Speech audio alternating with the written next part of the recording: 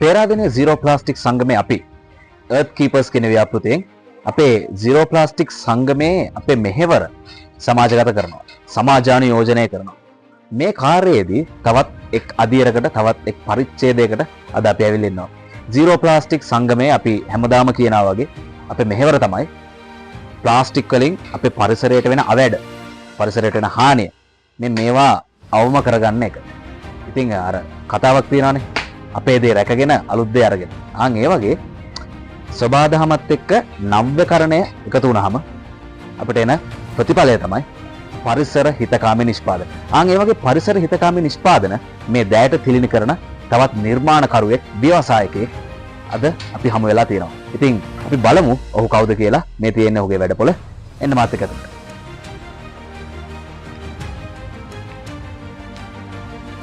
zero plastic සංගමයේ earth keepers සරහ අපි සමාජානුයෝජනය කරන ඒ දැයට ඒ වගේම පරිසරයට හිතකාමී නිෂ්පාදන කරන නිර්මාණකරුවා ඔහුයි. එහෙනම් අපි හඳුනාගමු ඔහු කවුද කියලා. අයබෝන්. අයබෝන්. යොමු බලන්න අපේ ප්‍රේක්ෂකයොත් එක්ක මම කවුද කියලා, ඒ වගේම මේ දැයට තිලිනි කරන මේ වගේ පරිසර හිතකාමී නිෂ්පාදන මොනවද කියලා අපේ ප්‍රේක්ෂකයන්ට කියන්න. හරි, මගේ නම දීපේලාස. අපේ ගමන ඉල කලාසිරි ගමන අතකම්මාත උත්පාදනක ගමන. එතකොට මම කරන කර්මාන්තය දුම්බරට හනවලින් කර නිෂ්පාදන කරන්නේ. මේ එතකොට කරන නිෂ්පාදන බලුවාම පළමුවෙන්ම බිත්තිසාර කෙල්ල, ඊට පස්සේ බෑග් වර්ග, ඔය වගේ නිෂ්පාදන වර්ග ආපුවාම 30-40ක් විතර තියෙනවා. එතකොට මේවා ඔක්කොම අතින් නිර්මාණය කරන්නේ. අනිත් එක බොහෝ විට උගත් ස්වාභාවික අමුද්‍රව්‍ය වලින් තමයි මේ නිෂ්පාදනය කරන්නේ. ඒකවල මේ අහන වර්ග ඇවිල්ලා අහන ඩයි සායම් කළගෙන මේවා කිසිම සායමුත් තියෙනවා. තව දේශීය අමුද්‍රව්‍ය වලින් හදන සායමුත් තියෙනවා. ඒ කියන්නේ මුලදී ඔය හැදිය කළු පාට හදනවා, සුදු පාට මඩේ ඔබලා මේ සුදු පාට කෙන්න බුළු පාට වලින් සම්බලා මඩේ ඔබලා ගත්තාම කළු. ඒකට රතු පාට හැදියේ පතකි කියලා කරුවොත් පතකි කොරකහ කොළ කියලා දෙන්න දෙයක් තියෙනවා. ඒකෙන් සම්බලා කොටර ගත්තාම රතු පාට හදනවා. ඒකට කොස්සාරටුව තියෙන්නේ, කොස්සාරටුව කුළු වල සම්බලා ගත්තාම කහ පාට හදනවා. ඒ වර්ණත 3-4 තමයි මුල්දි බාර 4ක් විතර. ඒකවල දැන් නම් ඉතින් පාවිච්චි කරන්නේ ඒක මොකද බුළු කහට වලින් හදන එකයි. ඒකට කළුයි සුදු විතරක් ස්වාභාවික කරනවා. අනිත් ඒවායින් අරකට කාලය යන හින්දා මේකෙන් රසායනික කරනවා. මම දැන් අපිට මේ වගේ නිර්මාණ ලස්සනට පෙවුනට මේකට ලොකු සියුම් තාක්ෂණයක් යනවා.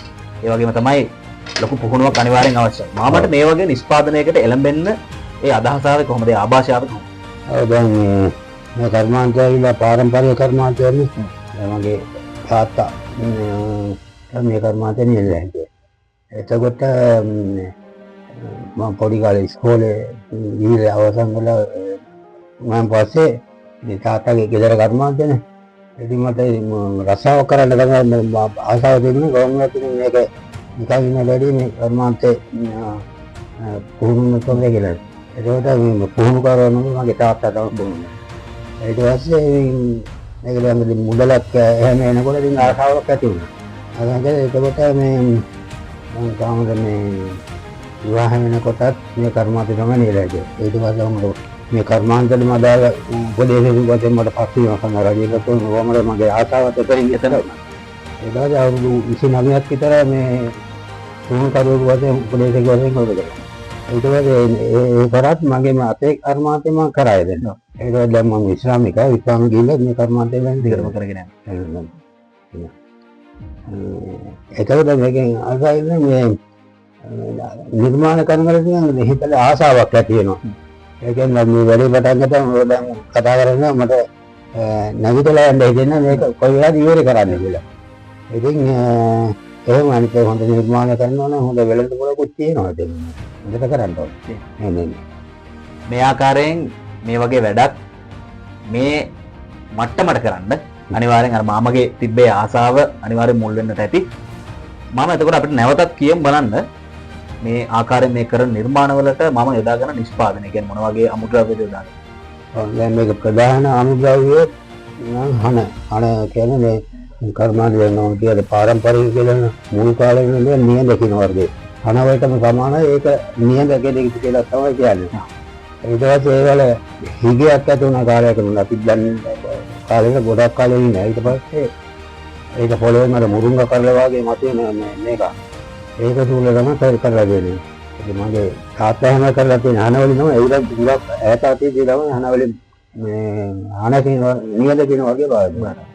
ඊට පස්සේ ඒක හිගයක් ඇති වුණාම පස්සේ හන කියන වර්ගයෙන් පාවිච්චි කරන්න ඕන. ඊට පස්සේ මේකෙන් තමයි හැමදේම කරන්නේ. දැන් මේකේ බික්කුල වල දැන් නම් දාන්නේ අර කලින් ගන්න කපුණු උලක්. නැත්නම් හනම බික්කුල ගත්තේ මේ හන වලින්ම කරනවා. හන වලින්ම කැටලා මේ. ඒකට සම්පූර්ණ ඒකට 100%ක්ම ස්වාභාවික කර්මාන්තයක් කරනවා. ඒකට මේ දැන් ඉතින් ලේසියට අනිත් එක දැන් එහෙම අතිම්ම කරන්න ගියාම බික්කුලත් දවසක් යනවා. දැන් දවසක් යන වැඩේට අපිට පැය ඉතර කරගන්න පුළුවන් මේ අර කඩෙන් ගන්න වෙලාවකට. ඒ නිසා ඒක නැත්නම් ඉතින් ඒකේ පහසුවකුත් වෙන ලාභයකුත් තියෙනවා. මම දැන් මේව පටන් ගන්න කාලේ අපි දන්න තරමට මේ ලංකාවේ පරිසර හිතකාමී කියන සංකල්ප. ඒකට තිරසාර සංවර්ධන මේ වගේ සංකල්ප ලොකුවට කතා බහ වුණේ නැහැ. මම කිව්වනේ අපිට මේක පාරම්පරිකව ආපු දෙයක් කියලා. ව්‍යාපාරයක් කර්මාන්තයක් කියලා. ඒතකොට මාමට මේක පටන් ගත්ත දවස්වල ඉඳලා මේ වෙනතාක් මේ නිෂ්පාදනය කරගෙන යද්දී මේ නිෂ්පාදනය සමාජයට දෙද්දි දැයට තිරින කරද්දී මමට ආපු අභියෝග මොනවද? අභියෝග නම් දැනට තියෙන අභියෝග ප්‍රධාන වශයෙන් මේ කෙටි කම්පැනි අපයා ගන්න එක තමයි උත්සාහ. ඒ කියන්නේ මේවා තාම වගා කරලා වශයෙන් අමුද්‍රව්‍ය නෑ නේද? එතන ස්වාභාවික කැලේ දිනවල ගල් වල විසරුල් ඩැම් වල තමයි ඒක වල හැදලා මේකට පොහොරක් අවශ්‍ය මොනවද තවත් යන අනගාට.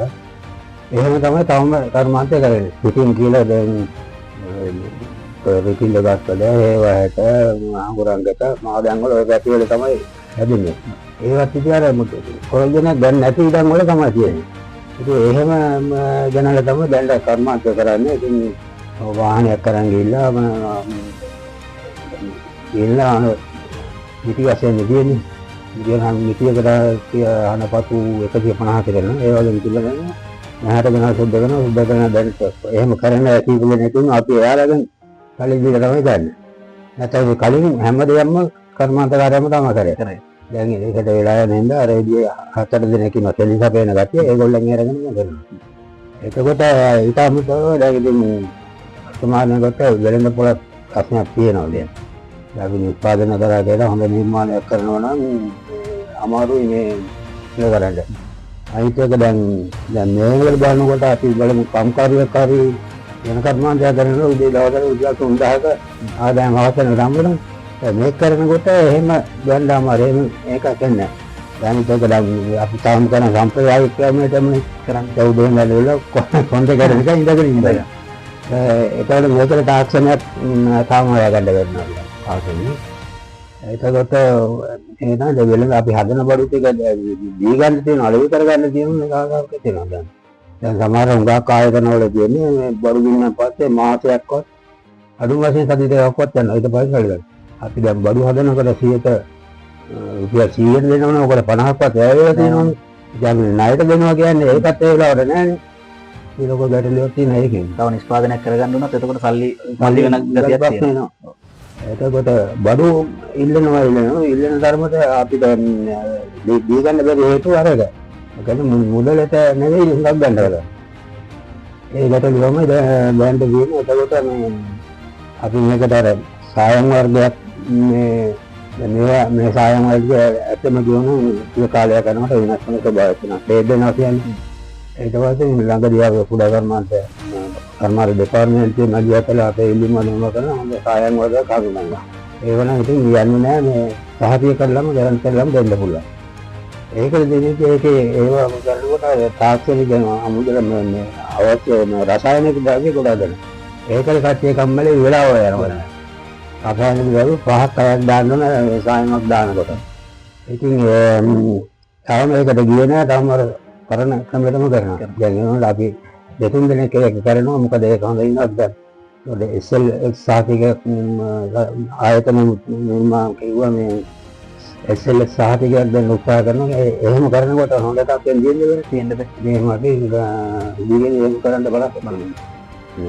මම එතකොට දැන් අපිට කිව්වා මේ අමුද්‍රව්‍ය ගන්න අවධියේ ඉඳලම වෙළඳ පොළට දාන අවධිය දක්වාම ප්‍රශ්න තියෙනවා, අභියෝග තියෙනවා, බාධක කම්කටොළු තියෙනවා. ඒතර මාම විසින්ම හොයාගත්ත ආකාර වලින් මේ අභියෝග ජයගෙන තියෙනවද මාම? ඔව් දැන් වෙළඳ පොළ කියන්නේ දැන් අපි ඉස්සර දුන්නේ හත කර්මාන්ත වලට ප්‍රධාන රාජ්‍යාලවේදී සැලකුම් ලක්ෂල නෙදුනේ. ඔව්. දැන් ලක්ෂල කාර්යක්‍රමයක තමයි කරන්නේ. මොකද ඉතින් නම් දුන්නා පස්සේ මාසෙකින් පස්සේ තමයි ලේ පොරොන්දුව තමයි ගන්න. ඕනතර බඩු ඉල්ලනවා ජට අපේ අපලම් කිව්වා වගේ දෙන්න බෑනේ. ඉතින් එහෙනම් අපි දැන් ප්‍රදර්ශන අලවිසල් කියන එකකින් ප්‍රදර්ශන අලවි ප්‍රදර්ශන දෙනවා. ඒවට යන්න උත්සාහ කරන්නේ කෙලින්ම තමන්ගේ අතට මුදලක් එනවනේ. ඒ වෙලෙම එහෙම කරනවා. ඊට පස්සේ අපි හඳුනාගත්ත ආයතන කීපද වැඩියෙන් කොළඹ තමයි වෙලෙන්නේ. ඒ පෞද්ගලික දීලා ඒ මුදලට දෙන්න පුළුවන් ආයතන වලට දෙනවා. ඒක විකල්ප දෙන හොයාගන්න වෙනවා. එහෙනම් තමයි දැන් ඉතින් කරගෙන යන්නේ. දැන් අපේ මේ අධියර මේ පරිච්ඡේදයේ නරඹන YouTube නාලිකාව ඔස්සේ මේ පරිච්ඡේදයේ නරඹන ඕනෑම අයෙකුට මේ නිර්මාණ දැක්කම අනිවාර්යයෙන් හිතෙන්නට පුළුවන් මේ නිර්මාණ ගන්නෙ කොහොමද? මාමව සම්බන්ධ කරගන්නේ කොහොමද? මාම මේ නිර්මාණ මේ නිෂ්පාදන කොහෙටද අලෙවි කරන්නේ? එතකොට මාමා සම්බන්ධ කරගන්න එක්කෙනෙක්ට කොහොමද මාමගේ තොරතුරු ලබා දෙන්නේ අපේ ප්‍රේක්ෂකයන්ට? දැන් මේ පෞද්ගලිකව මම කියනවා දුරකථන අංකයම සඳහන් කරලා උලන් ගෙදරට එනවා ගෙදරට ඉලගන්න පුළුවන්. අපි ලක්ෂල ආයතන දැන් ටිකක් ඈත් වෙලා ඉන්නේ. එතකොට කොළඹ ලක්පහන කියලා ලක්පහන කියලා ඉන්නේ. ඒකට දෙනවා. ඊට පස්සේ මම හොයාගත්ත වෙලාවට කියනවා මේ කොයිද ලෝටස් ටවර් නෙළුම් කුළුණ ආයතන මේ සාප්පුව තියෙනවා. ඒක නම් කියනවා දැන් දීපුවම අති දෙකකින් දෙන හරි දෙයක් යනවා දැනෙන්නේ. හරි දෙකේ මුදල් දෙනවා. ඉතින් කොළඹ නම් එතන ගිහිල්ලා බලන්න පුළුවන් මගේ නිෂ්පාදනය.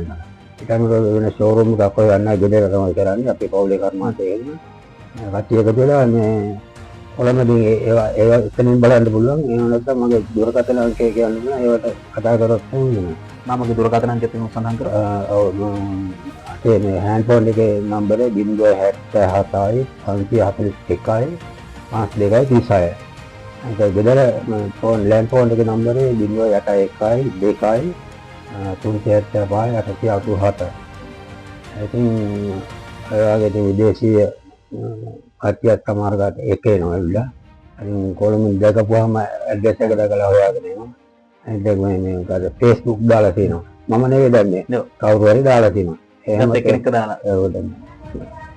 දැන් මම අපිට සඳහන් කරා මේ විදේශිකයන් පව ඇවිල්ලා නෙළුම් කුළුණ එතකොට ලක්පහන මේ වගේ ප්‍රදර්ශනාගාර වලින් මාමගේ මේ නිෂ්පාදන බලලා මාමට ප්‍රතිචාර දෙනවා මේ ගෙදරට පවා ඇවිල්ලා කියලා. එතකොට මාමට මතකයේ තියෙන ඒ වගේ හොඳ ප්‍රතිචාර මොනවද? දැන් නෙළුම් කුළුණ ආයතනයේත් මම දුන්නේ මෑතකදී. ඒක කලින් අර හොටෙල් කියන ආයතන හොටෙල්. ඊට පස්සේ එතන වැඩ කරන මම සම්බන්ධ වෙලා මාස්ටර් ඉතින් අයින් වෙලා වෙන තැනකට ගියා. මම කියන හොටෙල් නෙළුම් කුළුණේ වැඩට ආවා. එයා ඊට පස්සේ මාව සාධිය කළා මගෙන් බඩු හොඳයි කියලා එයාට හඳුන්වලා දීලා. ඒ වගේම මානද අතුරුලේ මාතේ දැන් එයා එතනම නෑ කොහොමද මේ ඒ විශ්වාසය මම කළා ඒ විශ්වාසය දිගටම ගියන මට සමහර ඉල්ලන බඩු වෙලාවට දෙන්නත් නැති වෙනවා. ඉල්ලුම තියනවා දැන්. ඒ කියන්නේ ඒක වැඩි හරියට කරන්න ඕන. දැන් නෙළුම් කුළුණේ ඒගොල්ලන්ගේ වර්ණ තියෙනවා. නෙළුම් කුළුණට දාලා වර්ණ ඒව දාලා කරොත් එහෙම ඉල්ලුම තියෙනවා. ඔය විදිහට තමයි ඉතින් මේ වගේ චිරාත් කාලයක් තිස්සේ මේ කරන මේ හන නිෂ්පාදන තව ඉස්සරහටත් මේ ලංකාවේ අපේ සංකේතයක් විදිහට යන්න ඕන පවතින්න ඕන. ඉතින් මාමට මොනවද තියෙන්නේ මේ නිෂ්පාදනය තවදුරටත් පුරුදු කරන්න, තවදුරටත් සමාජානියෝජනය කරන්න මාම ගාව තියෙන ඉදිරි සැලසුම් මොනවද? තවත් අලුතෙන් මාම මොන හරි නිෂ්පාදන කරන්න හිතේ තියාගෙන ඉන්නවද? ඔව් දැන් මේ මගේ එක ඉල්ලීමක් තියෙන අපි හැමදාම කරනවා මම කලින් පොර දුක්ඛ කාට ඉස්සන්නේ නැති වෙනවා. එතකොට මම වලෙන් අපෙන් පස්සේ දැන් අපි දැන් වයිසින් ඊළඟට වීඩියෝ කියන කාලේ අඩුනේ. අනේ මේක කාර්යකාරී පුරුදු වෙන දැන් ඒ කර්මාන්තේ දිගට ගෙනියන්න. ඒකනේ මගේ බලාපොරොත්තුවක් තියෙනවා. ඒ වගේ මේ රාජ්‍යම ගායන හරි රාජ්‍ය නෝන සංවිධානයෙන් හරි බව කරගෙන අනිවාර්ය 5-6 දෙනෙක්ව පුහුණු කරලා තියෙනවා. දැන් වැඩ කරයි කොහොම හනකේ වැඩ කරලා කරයි ඒ මාත හන නිර්මාණයක් කරන්න නිර්මාණ වලට කනක් තියෙන්නේ නැත්නම් මේවා මේ ප්ලාස්ටික් වලින් අනිත් වලින් මුල කරන්න පොලිමරයි ඒ වලට මේ දේශීය ස්වාභාවික වලින් දේශීය දෙයක් නිර්මාණය කරනවා නම් හොඳට පුහුණුවක් තියෙනවා මම බලාපොරොත්තු වෙන දැන් අපේ රටාව කරේ ඒගොල්ලන් ඒ කරත් ඒ ගමන මේ අතේ කර්මාන්ත පුහුණු කරලා තියන්න කියලා ඒගොල්ලන් මම නිතරම කියන්නේ ජීවිතේ ඒකට අවස්ථාව යොදා ගන්න. මාමට දැන් අපි කිව්වා අභියෝග තිබ්බා මෙච්චරකල් ඒ වගේම දැන් ඉස්සරහට තව ගොඩක් සැලසුම් තියෙනවා මමට මේ අවුරුදු ගණනාව තුළ මේ දශක ගණනාව තුළ මේ පාරම්පරික කර්මාන්තයේ මේ තරම් දුරට දැගෙන එන්නට මාමට උදව් කරපු පිරිසක් ඉන්නවාද ඒ අය කවුද? ඔව් ඒ ඉස්සරම ගණන් කරන මගේ ගුරුවරයා ඉතියි දෙකම තාත්තා අම්මලා දැන මතක් කරන්නේ ඒගොල්ලන් මට අතහිරුව නිකන් අතටම කර්මාන්තේ දෙන්නේ ඊට පස්සේ මම කර්මාන්තය කරගෙන යන්නේ අවුරුදු ගණන් තමයි කියනකොට මූලික වශයෙන් තමයි කරන්නේ මේ ශිල්පද භාව කියන එකනේ ශිල්පද භාවය කියන්නේ අපි කර්මාන්ත කරන තමයි කරන වැය කරන අනිත් අයටත් උදව් කරලා දෙන දැන් මේ වැඩමඩුව උනත් හදලා දුන්නේ ශිල්පද භාවය මූලික කරලා ඔයාගේ මඩු තවත් මේ කරන පාටි හදලා දෙනවා ඊට පස්සේ ශිල්පද භාවයෙන් මේ අලෙවි පොළවල් ප්‍රදර්ශන ඒවට සහභාගී කරනවා කරගෙන මොනවා කරන්නේ එතකොට වාර්ෂිකව තියෙන ප්‍රදර්ශන ශිල්පද භාවය ශිල්පාභිමානී කරගෙන මොන ඒවට ඉදිරිපත් කරනවා මේ සහතික සම්මානත් තරම් තියෙන කොට ඒ සමාන කරන ඊට පස්සේ පළාත් කුඩා කර්මාන්ත දෙපාර්තමේන්තුව ඉස්සර කුඩා කර්මාන්ත දැන් කර්මාන්ත සංවර්ධන දෙපාර්තමේන්තුව ඒ ආයතන මුලින්ම ළඟ උදා කරනවා ආයතන දෙක බෝධියට අපිට උදව් කළා ඉඳාම කරවල මට උදව් කරපු වෙලෙන පොළවල් වල දීපු හැමදෙනාම මේ වගේ නම් වශයෙන් ගැන මතක් වෙන්නේ ඒ හැමදෙනාම මෙතන කෘතිවේදී විසිය කරන්නේ මේ පසුපසින් පෙනෙන්නට තියෙනවා විශ්වකර්ම ගෞරව සම්මාන ජාතික ශිල්ප සභාවෙන් හම්බෙලා තියෙනවා 2014 දී මාමට ඒ වගේම මෙතන තියෙනවා චක්‍රවර්ති ශිල්ප උපහාර උළෙලේ මාමට හම්බෙච්ච සහතිකයක්. ඉතින් zero plastic පේරාදෙණිය විශ්වවිද්‍යාලයේ zero plastic සංගමයේමුත් අපි අද මාමට පොඩි පිළිණයක් ගෙනල්ලා තියෙනවා. මාමට ඒක අපි පුද කරනවා. කොහොමද කියන්නේ?